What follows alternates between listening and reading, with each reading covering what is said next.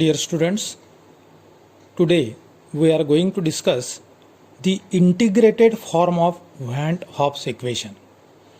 In last lecture, we have studied the Van't Hoff's equation. We are going to start from that equation to derive the integrated form of Van't Hoff's equation. Now we know that the Van't Hoff's equation is given by d log kp by dt equal to del h upon RT square. This is the simple Van't Hoff's equation. This can be written as d ln kp, that is d log kp, I am putting dt over here on this side, delta h upon RT square into dt, equation number 1. Now let kp1 is the equilibrium constant at temperature T1 and kp2 is the equilibrium constant at temperature T2, and the delta H remains constant between T1 and T2. Then what will happen after integrating the equation number 1? That is, we have to integrate this equation within the limits. So this is left hand side, this is right hand side, so we will integrate both the sides. So integral of d ln kp within the limits kp1 to kp2 will be equal to delta h by r is constant, can be taken outside of the integral. So del h upon r integral t1 to t2 into 1 by t2 t square into dt.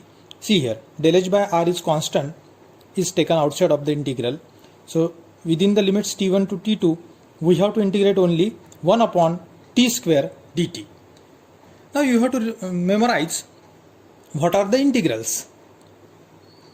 So what is the integral of derivative of log kp? We know that integral and derivative are the opposite terms. So integral of derivative of ln kp will be only ln kp. So it will be log kp within the limits kp1 to kp2. You have to write in a square bracket the lower limit to upper limits. So log kp from kp1 to kp2, delta h upon r is constant, taken outside of the integral already. So that will be, what will be the integral of 1 by t square? That is minus 1 by t. Minus 1 by t is the integral of 1 by t square. So in square bracket you have to write minus 1 by t from t1 to t2. Now we have to put the limits. How to put the limits? Upper limit minus lower limit. We always do it like this. So it will be ln kp2 minus log kp1, upper minus lower. Similarly here also, delta h by r constant outside of the integral as well as of the square bracket.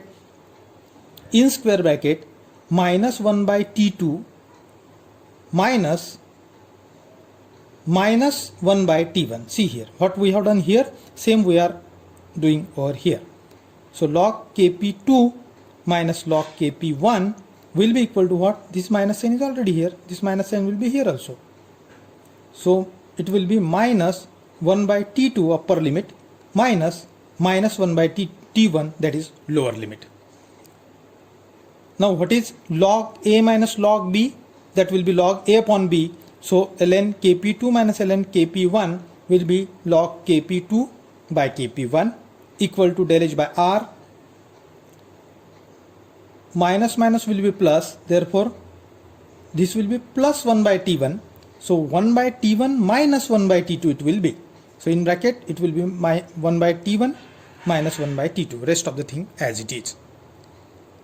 Log kp2 by kp1, that is natural log ln kp2 by kp1 equal to del h by r into, in bracket square bracket, cross multiplication over here, t1 t2 t2 minus t1. This bracket will be as it is, t2 minus t1 upon t1 t2. Now we have to convert it into log to the base 10. So multiplied by 2.303 log kp2 by kp1 equal to, rest of the thing as it is, delta h by r t2 minus t1 upon t1 t2. Now I will put 2.303 over here only. So finally you will get log kp2 by kp1 equal to delta h upon 2.303 r into T2 minus T1 upon T1 T2. This is called as the integrated form of Van Hoff's equation.